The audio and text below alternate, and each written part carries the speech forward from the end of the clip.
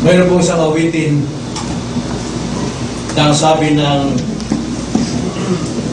first stanza, you followed me to Texas, you followed me to Utah. We didn't find it there, so we moved on. Then you went with me to Alabama. Things look good in Birmingham. We didn't find it there, so we moved on. Now you're tired of following me, of following my elusive dreams and schemes.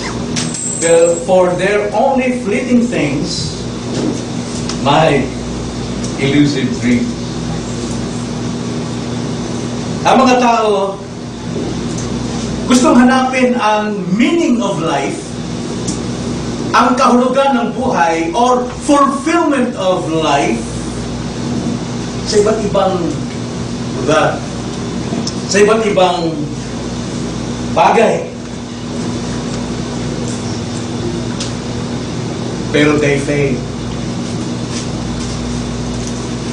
Ito ay isang elusive dreams lamang. Elusive means masyadong mailap, matulas. At nais kong magbigay sa ating kalagitnaan ngayon ng message from the Word of God, the elusive meaning of life. Ang mailap ng kahulugan ng buhay. Kaya ang buhay ng tao sa ating panahon. Naghahanap ng fulfillment, naghahanap ng meaning of life in a different places, different things. Alam niyo, hindi ito luma. Ganyan ang mga tao sa panahon ni Haring Solomon. Hinahanap nila ang meaning ng life, pero hindi nila matagpuan. Nais kong dalhin kayo sa mga sulat o patutuo mismo ng isang preacher, si King Solomon. At basahin natin ang kanyang mga salita sa unang kabanata, chapter 1, verse 12, hanggang chapter 2, verse 11. Ganito po ang sabi. New American Standard, ganito po magsasabi, I, the preacher, have been king over Israel in Jerusalem. And I set my mind to seek and explore by wisdom concerning all that has been done under heaven. It is a grievous task which God has given to the sons of men to be afflicted with. I have seen all the works which have been done under the sun, and behold, all is vanity and striving after wind. What is crooked cannot be straightened, and what is lacking cannot be counted. I said to myself, behold, I have magnified and increased wisdom more than all who were over Jerusalem before me. And my mind has observed a wealth of wisdom and knowledge. And I set my mind to know wisdom and to know madness and folly. I realized that this also is striving after wind. Because in much wisdom there is much grief, and increasing knowledge results in increasing pain. Chapter 2, verse 1. I said to myself, come now, I will test you with pleasure, so enjoy yourself. And behold, it too was futility. I said of laughter, it is madness, and of pleasure, what does it accomplish? I explore with my mind how to stimulate my body with wine while my mind was guiding me wisely, and how to take hold of folly until I could see what good there is for the sons of men to do under heaven the few years of their lives. I enlarged my works. I built houses for myself. I planted vineyards for myself. I made gardens and parks for myself, and I planted in them all kinds of fruit trees. I made ponds of water for myself from which to irrigate a forest of growing trees. I bought male and female slaves, and I had homeborn slaves. Also, I possessed flocks and herds larger than all who precede me in Jerusalem. Also, I collected for myself silver and gold and the treasure of kings and provinces. I provided for myself male and female singers and the pleasures of men, many concubines. Then I became great and increased more than all who precede me in Jerusalem. My wisdom also stood by me. All that my eyes desired, I did not refuse them. I did not withhold my heart from any pleasure, for my heart was pleased because of all my labor, and this was my reward for all my labor. Thus, I considered all my activities which my hands have done, and the labor which I had exerted, and behold, all was vanity and striving after wind, and there was no profit under the sun. Ito ang salita ng Diyos sa kabuuan ng kayamanan at kabantugan ni Solomon. Yet, ang sabi niya, all vanity under the sun, only striving against the wind. It's like life. There is no meaning, and the meaning is elusive. So the elusive meaning of life. Tayo manalangin, hindi natin nasa turuan tayo ng Diyos na may focus natin ang totoo nating focus sa great plan of God at hindi sa mga maliliit na bagay na kayang idagdag sa ating buhay. Unahin muna natin siya. Tayo manalangin. O Panginoon, alam ninyo lahat ng bagay. Alam ninyo ang aming kahinaan. Alam ninyo ang aming mga pangarap, panaginip. Alam namin, Panginoon, na kayo ang may hawak ng aming kinabukasan. Tulungan niyo kami makita ito. Gamitin po ninyo ang inyong mga salita na maunawaan ito sa tulong ng Espiritu. In Jesus' name. Amen. So, ang mga tao ay naghahanap ng sa iba't ibang lugar para hanapin ang totoong kahulugan ng buhay. Mga nasa Bisaya, nagpupunta ng Maynila para hanapin ang buhay. Mga taga-Maynila, nagpupunta sa ibang bansa para hanapin ang buhay. Mga taga-ibang bansa, nagpupunta sa Pilipinas. Paikot-ikot under the sun. Napaka-ilan. Mayroon bang nakukuha? Mayroong panandalian. And yet, nawawala. Mailat masyado ang kahulugan. So ganito po ang nangyayari sa buhay ni Solomon at sa mga tao sa buhay ni Solomon. Kaya itong ating binasang teksto ay magbibigay sa atin ng 5 katotohanan na dapat nating matutunan na ang kahulugan ng buhay ay pwede nating makuha at hindi natin pangarapin ang mailang na kahulugan ng buhay. Unang-unang makikita natin dito from verses 12 to 18, ang kahulugan ng buhay ay hindi matatagpuan sa human philosophy. Pag sinabi pong human philosophy, ano yung iniisip ng tao? Ano yung katuwiran ng tao? Hindi natin makukuha ang kahulugan ng buhay at hindi natin matatagpuan ito kung ano ang iniisip ng tao. Tingnan niyo ang sinabi ni Solomon 12 to 18. Kayo po yung basahin ko muli. Ganito po ang sabi. Ako mga ngaral ay naging hari sa Jerusalem, sa Israel, sa Jerusalem.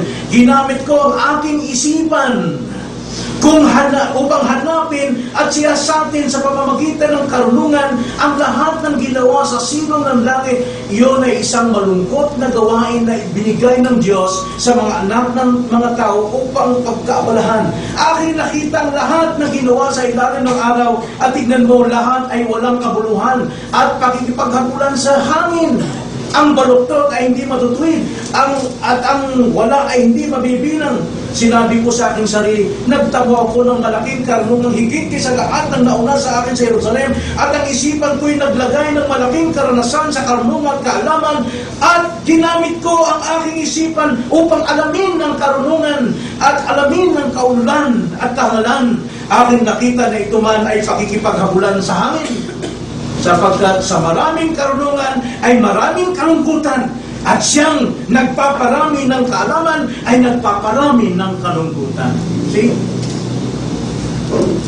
Dito lang sa sinasabi ni Solomon na ang totoong fulfillment or meaning of life ay hindi matatagpuan sa kung ano ang nasa isipan ng tao. Human philosophy. Ginawa ito ni Solomon under the sun. Ibig sabihin ng under the sun, walang Diyos. Hindi niya sinakop ang Diyos. Gaya ng buhay sa atin. Naghahanap tayo ng meaning sa buhay. Naghahanap tayo ng kaligayahan sa buhay na wala ang Diyos. Pero anong sabi ni Solomon? Walang kabuluhan. Kungkag. Yes. Minsan, makakatagpo tayo ng kaligayahan. Pero ang kapalit doon, hindi magkatagal. Sino itong nagsasalita? Sino itong nagsasalita? Ang pinakamayaman na tao sa buong daigdig, ang pinakamakapangyarihang tao at ma-influensya sa buong daigdig, lahat ng mga hari gusto siyang makilala. Lahat ng matatalinong tao gusto siyang mapakinggan. Dahil sa kanyang karunungan niya, sinabi niya, lahat ng ito ay hangin. Ang sabi niya, apart from God, we are nothing. Alam niyo itong sulat ni Solomon, ito yung buhay ng tao na walang Diyos. Hinahanap ang buhay under the sun. Under the sun only. Ginamit niya lahat ng kanyang karunungan. Anong nakita niya? Anong nakita niya? Verse 17. At ginamit ko ang aking isipan upang alamin ang karunungan at alamin ang kaululan at kahangalan. Aking nakita na ito man ay pakikipaghabulan sa hangin. This also is striving after wind. Now, hindi natin nakita ang hangin. Hindi natin makumkum sa Bisaya ba? Hindi natin makumkum ang hangin. Hindi natin pwedeng mag-grasp. May usok dyan. Subukan mo huliin. Hindi mo mahuliin. That's life under the sun. Yan po ang buhay sa ilalim ng araw. At ang karugtong po sinabi niya sa verse 18, because in much wisdom, there is much grief. Alam mo, hanggat mas marami kang alam, mas marami kang plano, mas marami kang gagawin, pero mas maraming problema at mas maraming kalungkutan.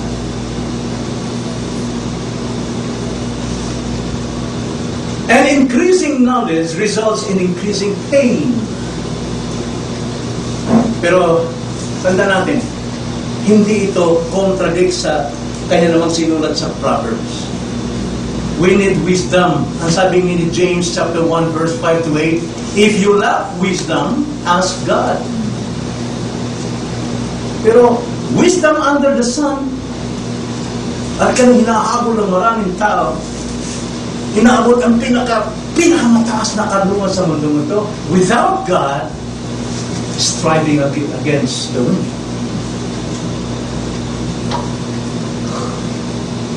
Makuha mo man ang lahat ng karunungan sa mundong ito, hindi mo madadala. Hindi mo madadala.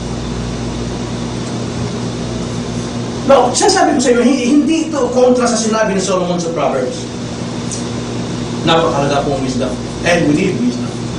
Pagdating sa decisions, sa plano, we need God's wisdom.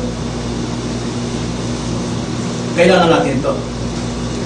Pero dito, sa Ecclesiastes, ang wisdom na sinasabi ni Solomon dito ay wisdom pang tao lamang. Under the sun. Pero sa Proverbs, itinuturo niya at iniutos niya na dapat tayo makakuha ng karunungan. Ito po yung wisdom, godly wisdom. Yan ang sabi sa Proverbs 1:7. The fear of the Lord is the beginning of knowledge. Fools despise wisdom and instruction. See? Under the sun, people or fools, they say in their heart, there is no God. Pag hindi talaga kasama ng Diyos, kalukuhan yung pinag-aaralan yung Bible na yan, pinag-aaralan yung Word of God, kalukuhan yan. Pwede ba kung maupo magiging presidente, pwede ba maupo bilang isang manager, presidente ng isang kumpanya, na may knowledge ka ng Bible? No. Kailangan ka makapag-aral ng mataas na pinag-aaralan para makuha mo ng tugatog. Pero paano pa yan? Ang wisdom dito na tinutukoy is godly wisdom. The beginning of wisdom is respecting God. Reverence. Reverence to Diyos. Proverbs 2, verse 1-9. My son, if you will receive my words and treasure my commandment within you, si Solomon ang sasabi rito, pero siya nagsasalita na tumutukoy sa Diyos na nagsasalita sa mga tao, sa atin. Make your ear attentive to wisdom. Incline your heart to understanding. For if you cry for discernment, lift your voice for understanding. If you seek her as silver and search for her as for hidden treasure, then you will discern the fear of the Lord and discover the knowledge of God. For the Lord gives wisdom. From His mouth come knowledge and understanding. He stores up sound wisdom for the upright. He is a shield to those who walk in integrity. Yung wisdom na binibigay ng Diyos. Nakakalakad tayo sa integridad ng ating buhay. Guarding the path of justice, and He preserves the way of His godly ones. See? Ito yung wisdom na ito nagpe-preserve sa kanyang mga tao. Ang wisdom na ito is knowing what is good and evil and choose what is good. Pero ang wisdom sa mundo, knowing what is good and evil and choose evil. I rather choose this than God. Yan ang sinasabi ng human philosophy.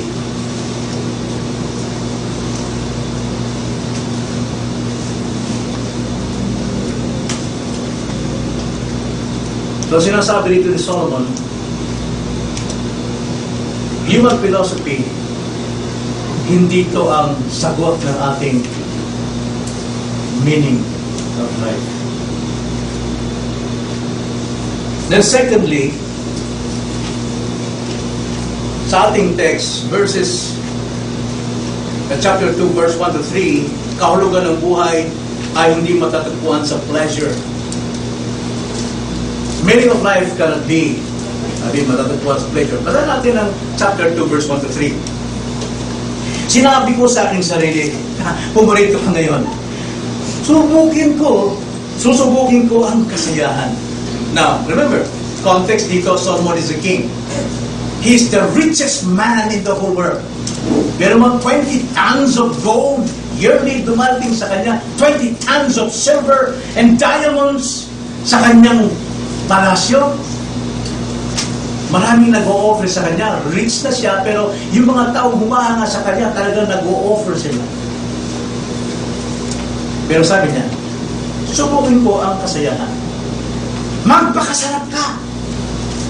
But he concluded, and sabi sa verse 1, ngunit ito rin ay walang kabuluhan. And behold, it was futility. Then verse 2, aking sinabi tungkol sa halakhak. Sabi niya, tumawag ka. Tulad ng awit ni Freddie Aguilar. Tumawag ka. Well, sinabi sa Bible, sa Proverbs, laughter is a medicine. Pag mayroon tayong problema, mayroon kang kalungkutan, yes. Pero tears also is a helper of our soul. Laughter makes us glad and joy. Aking sinabi ito mo sa lahat, ito yung kalokohan. Ang sabi ni Solomon, ito yung kalokohan. At sa kasayahan, anong halaga nito? Siniyasat ng aking isipan kung paano pasasayahin ang aking katawan sa pamagitan ng alak. Pinapatubayan pa ng karunungan ng aking isipan at kung paano maging hangal hanggang sa aking makita kung ano ang mabuting gawin ng mga tao sa silong ng langit sa ilang araw ng kanilang buhay. Sabi niya, I said to laughter, it is madness. And I said to pleasure, what does it accomplish? I explore with my mind how to stimulate my body with wine. Now behind that, anong katagadalasang nakambal ng wine? Women! Kaya na, meron siyang so many concubines. Marami siyang kabit. How many kabit meron si Solomon? 700. How many asawa? 300. All in all, he has 1,000 women in his life. Lahat yung sinusustentuhan. Sino makapagsustento ng ganyan 1,000? At ang panahon na paramihan ng anak. Sabi niya, ito man kahangalan. Huwag kayo mag-isip na binata, gusto mong kasawa kayo mag-isip na magkaroon maraming kahangalan yan.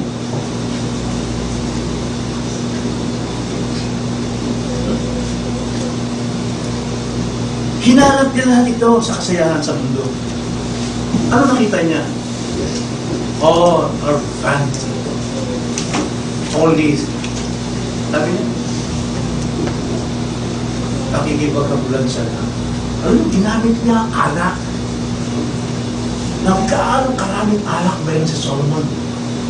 At anong klaseng mga alak ang nainom niya? Anay ko, mga alak na inom ni Solomon, hindi pa natitikman ng mga taong pinakamayaman sa ating mundo. At habang nagiinuman, tawa tayo! Magsipagtawanan tayo!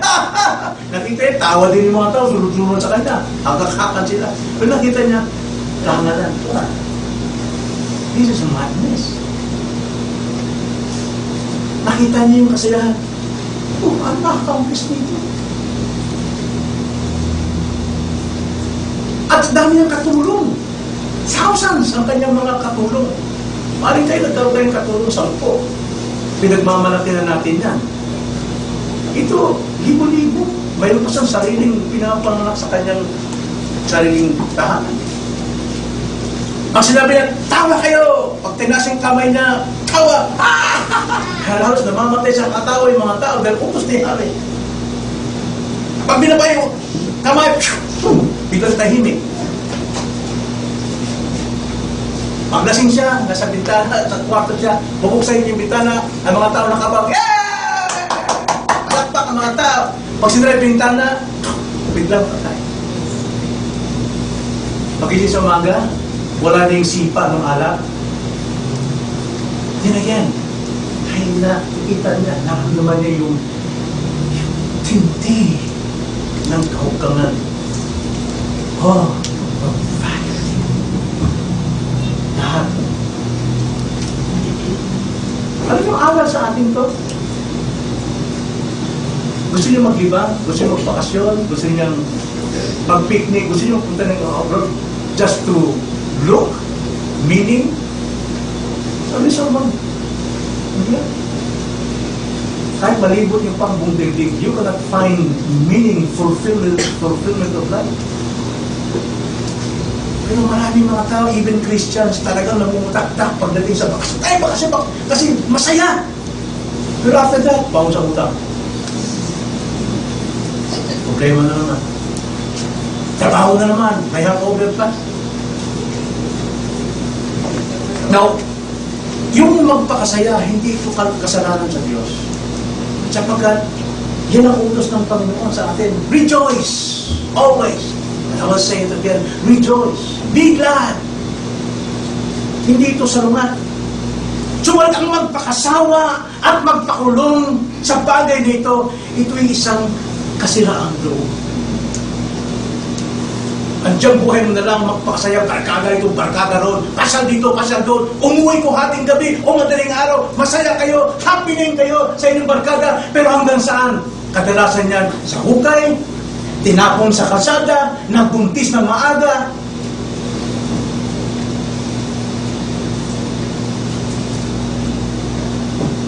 Hindi po kasalanan na magsaya. Biyaya sa atin yan. Sapagat ang maging masaya is grace. Alam mo, biyaya yun ang magkaroon tayo ng kagalakan. Biyaya yun.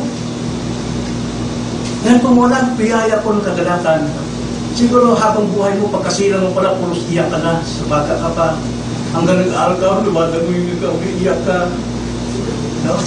Hanggang nagtapos ka ng elementary, high school, college, iyak mo. Nagbuka ka ng kabayo.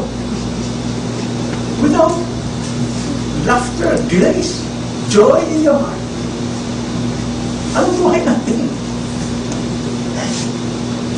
Biyaya po yan ng Diyos. Pero, ang grace na binigay sa akin, Christians, is the fruit of the Spirit. Ano yung unang-una ng fruit of the Spirit? Love. At sa love natin, andyan yung righteousness, yan. At anong sumasalo? Self-control. Magpakasaya ka. Lahat, gawin mo yan. That's God's grace. But also, God gives us a grace of self-control. Without self-control, you are just laughing underneath. So, hindi po yan mapupuno sa pleasure. Kahit anong yaman mo. Kahit anong lalim ng ilog na pinagkukunan mo ng lahat na kailangan mo sa buhay, bababaw yan at matutuyo. Darating ang panahon yun. Anong gagawin mo pagka natuyo ka na? Without God, you can do nothing. Then thirdly, verses 4 to 6 ng chapter 2, ang kahulugan ng buhay ay hindi matatagpuan sa mga proyekto or kung ano ang kinaabalahan ng tao. The meaning of life cannot be achieved through projects or mga proyektong malalaki. Ang sabi ni Solomon sa chapter 2, verse 4 to 6, tingnan nyo sabi ka, I enlarge my works. Pinarami niya, pinatkin niya lahat ng kanyang negosyo. I enlarge my work. Dapat lang. I built houses for myself. I planted vineyards for myself. Akin yun. Akin to. Akin yan. Lahat yan, akin. Ang sabi niya, I made gardens and parks for myself and I planted in them all kinds of fruit trees. I made ponds of water for myself from which to irrigate a forest of growing trees. Ano sabi ni Solomon? Sa modern times natin, nagpakarami akong negosyo. May negosyo ako sa Pasay, may negosyo ako sa Cavite, may negosyo ako sa Abu Dhabi, may negosyo ako sa States, may lahat yun. Para kang sino yung nakakulong na yun? Napolis. Sabi niya, I built up houses for myself. Alam niyo, pinatayo ni Solomon yung temple of God. Alam natin yun. Pero alam niyo ba, nagpatayo siya ng bahay na mas maganda pa sa templo ng Diyos? Alam niyo ba yun? Basahin yung 1 King and 1 Corinthians. Lahat ng kanyang daanan parang ginto. diamonds. Ang kanyang upuan are all solid gold. Nagagawa niyo ba yun? So, ang sabihin, nasa inyo na. Si Solomon sa kanya, sabi niya. Ano sabi niya? Nagpatayo siya ng mga bahay. Nagpatayo siya ng mga bahay sa cities. At gumawa siya ng garden. Ang tawag niya is vineyards. Ubusan. Napakalaking ubusan. Garden yun. Sa atin, garden sa likod bahay lang. Sa kanya, hindi. Buong ita-ita lupa. At anong ginawa niya para madiligan? Gumawa siya ng malaking tangke. Yung pag nagtangke ito sa atin, sa Camellia, malaki para ma-irrigate niya lahat yun. Meron ba kayong garden na gano'n? Si Solomon lang, sabi niya. Sabi niya, I made ponds of water for myself from which to irrigate a forest growing trees. And yet, wala siyang natagpuang meaning of life. So nagbuho si Solomon dito ng lakas, yaman sa kanyang mga proyekto. Mas malaking proyekto, mas maraming proyekto, sikat ka, bantog ka, makapangyarihan ka. At sasabihin ng mga politics, this is life. Sabi ni Benjamin, Yoyo Benjamin, buhay ko yun eh. Mag-aaral sa akin, magpatalo ko 100 milyon, 200 milyon. Buhay ko yun eh. That's my life.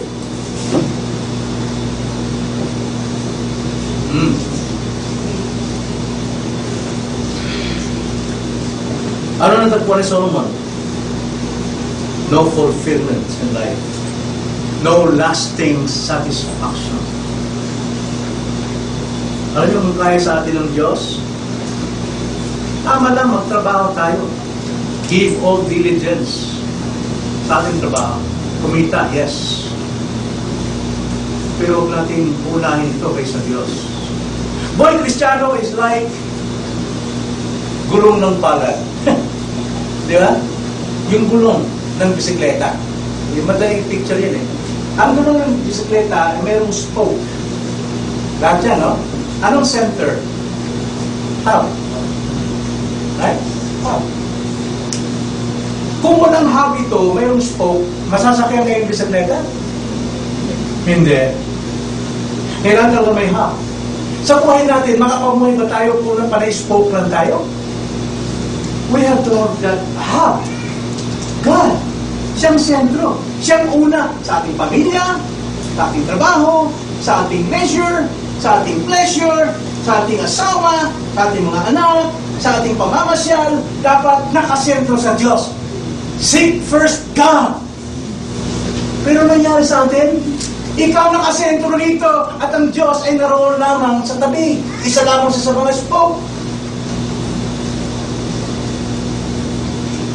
Sa buhay natin, Diyos ang sentro. Sa ating mga anak, Diyos ang sentro. Sa ating trabaho, Diyos ang sentro. Sa ating ginagawa, Diyos ang sentro. Sa ating asawa, Diyos ang sentro. Without God, we are nothing. And we can do nothing. No meaning of life. Yes, magtrabaho tayo, gawin natin ito, pero ang Diyos ang nauna sa atin. Sa ating pagsamba, Diyos pa rin ang nauna sa atin. Hindi yung ating, may bisita kasi ako, may ano ako. No, Diyos pa rin. Ang Diyos pa rin. Colossians 3 verse 17. Ganito ang sabi, Colossians 3:17. At anumang inyong ginagawa sa salita o sa gawa, gawin ninyong lahat sa pangalan ng Panginoong Hesus, na nagpapasalamat kayo sa Diyos Ama sa pamamagitan niya. Continue sa verse 23. Anuman ang inyong ginagawa, ay inyong gawin ng buong puso na gaya ng sa Panginoon at hindi sa mga tao. Kung kayo nagtatrabaho, kung kayo nag-enlarge ng inyong businesses, gawin nyo ng buong buo na naglilingkod kayo sa Diyos at hindi sa tao. Christ must be the center of our life, and that is the meaning of life. Without God, we are nothing. We are nothing. Then, pangapat, mga kapatid,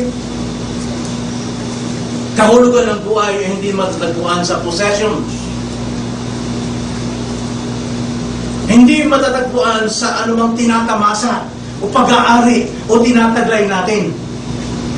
Verse 7, chapter 2 ng Ecclesiastes 2:11. Again, sinasabi ni Solomon, ako'y bumili ng mga aliping lalaki at babae, at nagkaroon ako ng mga aliping ipinanganak sa aking bahay. Nagkaroon din ako ng mga malaking ari-arian, ng mga kabakahan at mga kawan, higit kaysa sa lahat ng nauna sa akin sa Jerusalem. Nagtipon din ako para sa akin ng pilak at ginto, at ng kayamanan ng mga hari at mga malalawigan. Kumuha ko ng mga awit na lalaki at babae, at maraming asawa na kasiyahan ng naman. Kaya naging dakila ko at nahigitan ko ang lahat ng nauna sa akin sa Jerusalem. Ang aking karunungan ay nanatili naman sa akin.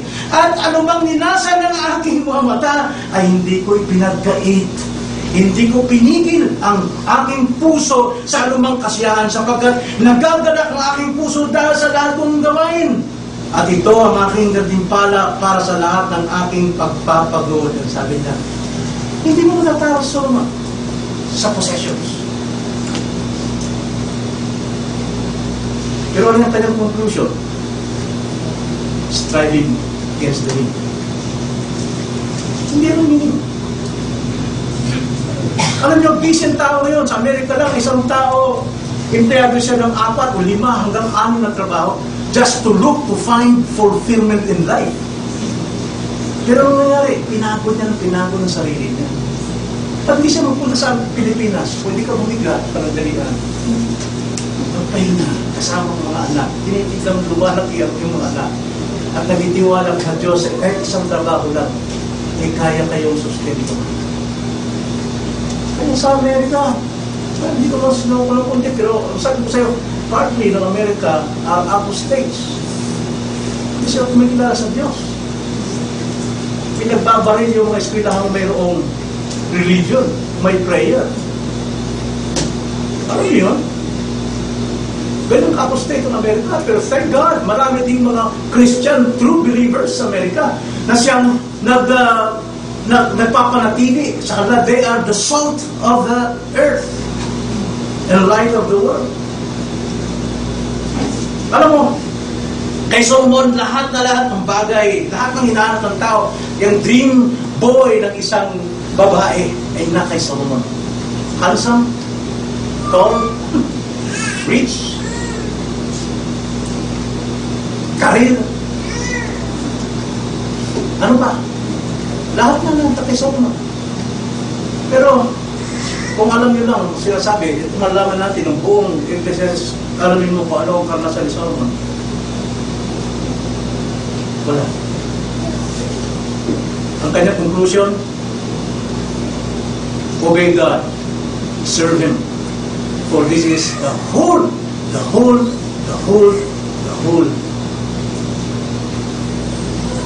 tungkulin ng tao, to seek God.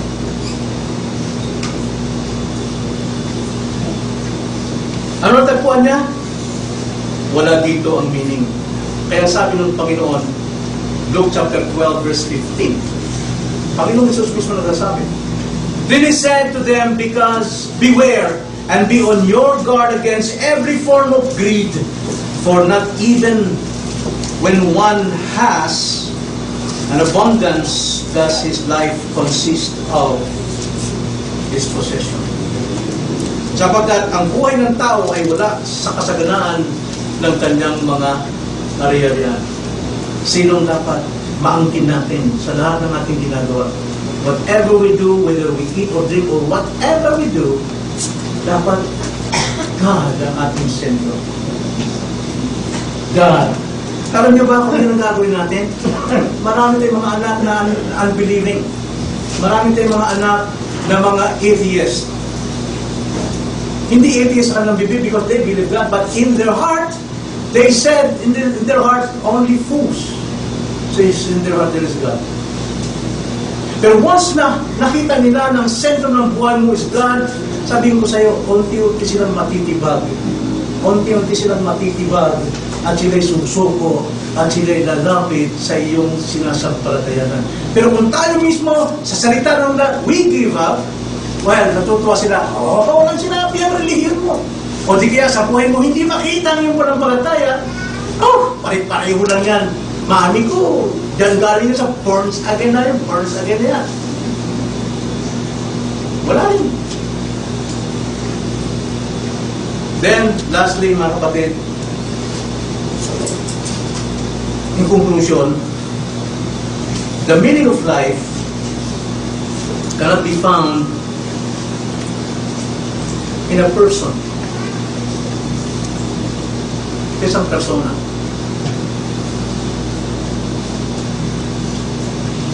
Hindi mo matatagpuan ang kahulugan ng buhay sa taong kilala mo na maaaring makatulong sa iyo. No. Si Solomon, sino pa ang kanyang kikilala ng tao during his time?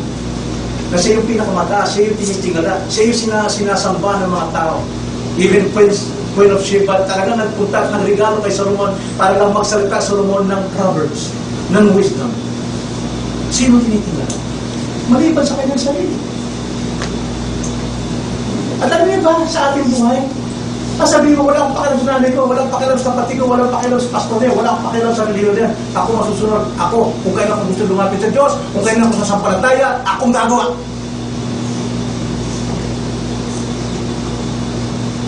Ang meaning ng buhay ay wala sa iyong person. Wala sa iyong sarili. Si Solomon, he has that name. The name. Si Solomon. Nasa kanya ang pangalan. 1 King, chapter 10, verse 23. Tingnan nyo, kung ano ang pangalan ni Solomon. So King Solomon became greater than all the kings of the earth in riches and in wisdom. He has that name. So saan siya magtitiwala si Solomon dito maliban sa kanyang sarili? Wala siyang makatiwala. Mismo mga hari sumasamba sa kanya. He is trusting in himself.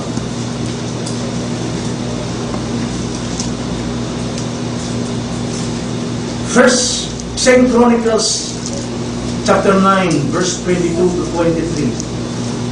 2 Chronicles chapter 9, verse 22 to 23. So King became greater than all the kings of the earth in riches and wisdom, and all the kings of the earth were seeking the presence of Solomon to hear his wisdom which God had put in his heart.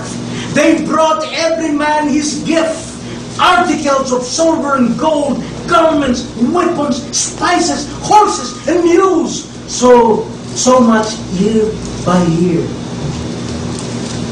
Ganon ng mga tao. Sinasamba si Solomon. And those people trusted and believed Solomon. Dahil nasa kanyang karunungan.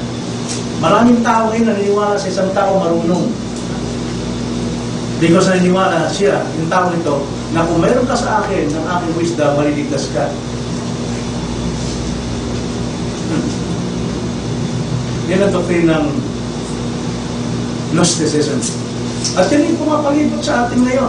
Kilala kung sino yung tao yung itanong mo kay ganito. Dahil kung makukuha mo yung karunungan niya, maliligtas ka. Ganun mga tao sa panahon ni Solomon, gusto nilang pumunta kay Solomon to know wisdom para magkaroon sila ng kapayapaan. Subalit saan nagtapos ang tiwala sa sarili? Wala. Alam niyo ba sa New Testament, mayroon din ganun tao, nagtitiwala sa sarili at kinonfess niya na walang nakakahigit sa kanya. Tignan niyo, ang sabi ni Paul, Philippians 3:4 to 11.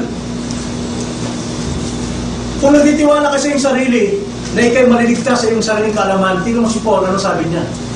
Higit siya nagtitiwala. As mas mabigat ang kanyang pagtitiwala sa kanyang sarili. Ang sabi niya, bagamat ako ay may dahilang magtiwala rin sa laman, kung ang iba ay may dahilang magtiwala sa laman, ay lalo ako Tinuri na ikawalong araw mula sa lahi ng Israel, mula sa lipi ng Benjamin, isang Hebreyo na isinilang ng Hebreyo, tungkol sa kautusan, Pariseo, perfect, holy. Tungkol sa siglasig, taga-usig ng iglesia, defender of religion. Defender. Ayon sa katuwiran na sa kautusan, ay wala akong kapintasan. I followed all what is written in the commandments. Sabi niya.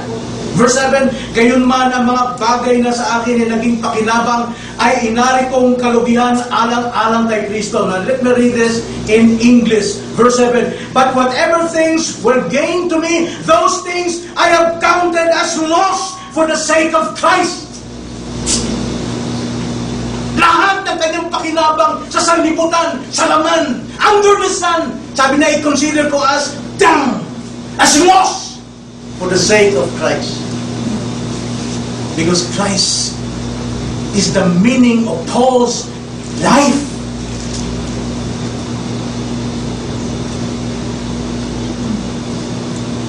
Kaya hindi po nagkamali si Jeremiah ng pagpapahayag niya ng salita ng Diyos laban sa mga Israelites, sa kanyang sariling kababayan na nagtitiwala sa ibang bansa, nagtitiwala sa Egypt, nagtitiwala kung saan-saan, at nagtitiwala sa Diyos-Diyosan, nagtitiwala sa tao.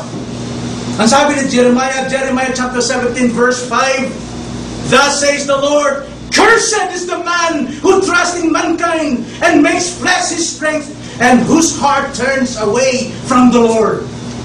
Kasumpa-sumpa ang mga taong nagtitiwala sa kapwa-tao. Nagtingnan nyo mga tao ngayon, saan sila nagtitiwala? Nagtitiwala sa isang tao na kinukumparang itong taong ito ay Diyos.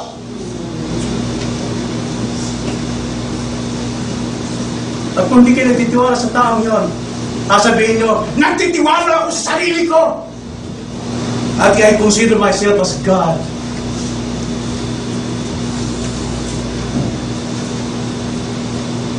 Kailan nyo susuko sarili nyo sa Diyos? Kailan? Dahil kung hindi, you're under curse.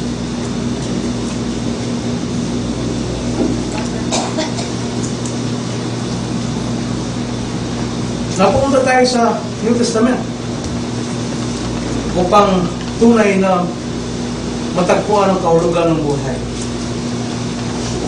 Ang sabi ni Jesus Christ, Luke 11:31, the men of Nineveh will stand up with this generation at the judgment and condemn it, because they repented at the preaching of John. And behold, something greater.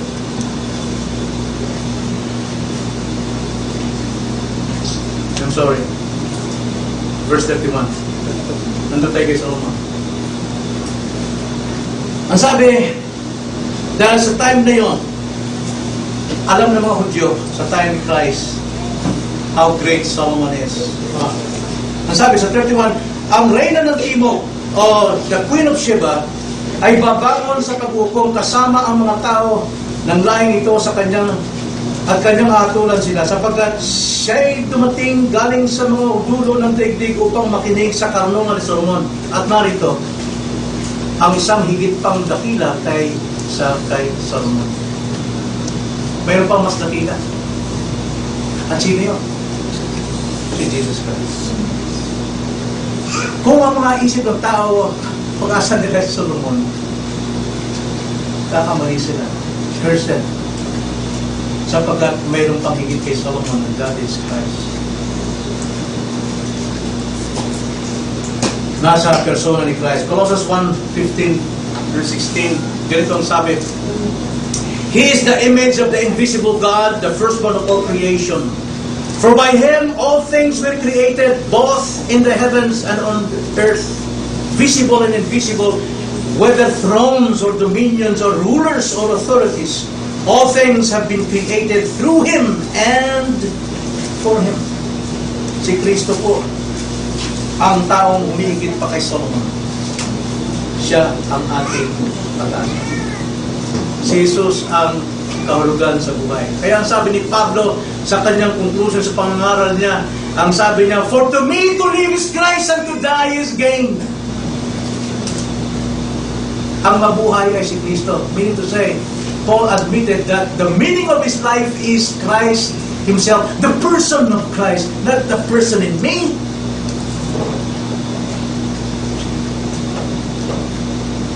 For to me to live is Christ and to die is gain. Mamatay man ako, oo nga pa rin. Kita pa rin ako dahil si Kristo ang aking. Alam niyo mga kapatid, napakarami ko pang sasabihin para kumbinsihin kayo, para paniwalahin kayo sa sinasabi ng Panginoon. Saan man nyo kunin, saan man nyo hanapin, ano ang paraan gawin nyo upang magkaroon kayo ng fulfillment ng inyong buhay, hindi nyo matatagpuan. Yes, temporarily maaaring mabigyan kayo ng satisfaction, pero hanggang saan yan pagtatagal? Masasabi nyo, for me, material things is to live and to die is gain.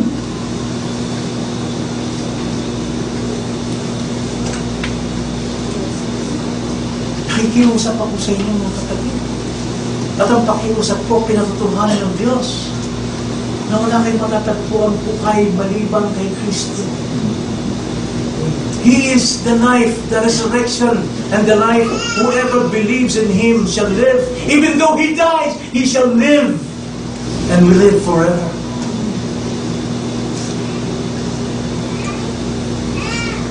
Saan mo natin ang ng buhay?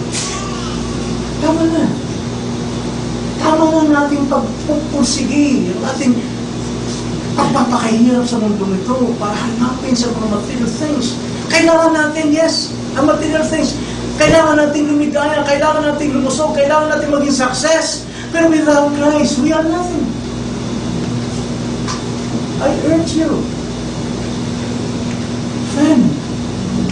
brethren, that you offer your bodies as a living sacrifice to God.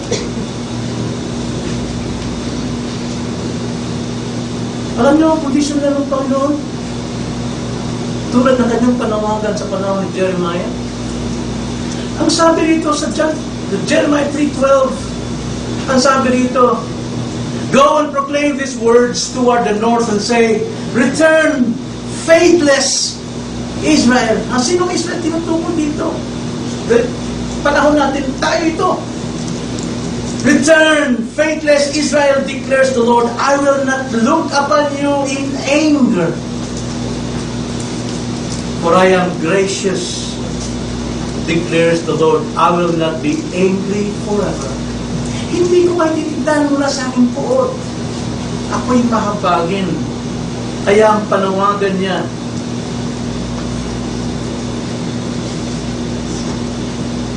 may lumapit tayo sa Kanya. Paano tayo makakalapit sa God? Through Jesus Christ. At ito ang kanyang panawagan din sa mga rebellious people in the old days, sa Old Covenant. Sawa ng Panginoon sa kanilang pagre-rebelde, sawa ng ang Panginoon sa kanilang pride. Ang sabi nga ng Isaiah chapter 1 na sinasabi, ang mga asno o ang toro nakakakilala ng kanilang Panginoon, pero ang aking bayan hindi nila ako nakikilala. Bagamat sila ay sugatan mula sa ulo hanggang talampakan, ay hindi pa nila inamin na sila ay may kasakit, na sila may kalamdaman patungo sa kamatayan. Pero ang sabi niya sa verse 18, "Come now, and let us reason together, says the Lord. Though your sins are as scarlet, they will be as white as snow. Though they are red like crimson, they will be like wool." Halika, mag-usap tayo. Mag-usap tayo. Sabi kay Jeremiah, aminin mo lang ang iyong kasalanan. Ako'y magpapatawad sa iyo, hindi mo na sa akin galit sapagat ako'y makakangin. Aminin mo lang. Come to Jesus. Elusive ba ang meaning ng life mo? Parang sinasabi mo, pero ang realidad, ikaw ang inunsave. Not the meaning of life. Ikaw yung mailap eh. Kung saan mo ilahanap ang kahulugan ng buhay mo eh. Hinanap mo ito sa material, hinanap mo ito sa kayamanan, hinanap mo ito sa career, hinanap mo ito sa influence, hinanap mo ito sa iyong kabantugan. But come to Christ. Come to Christ. He is your Savior and your salvation. And you will find rest of your soul. The meaning of life. Let's pray.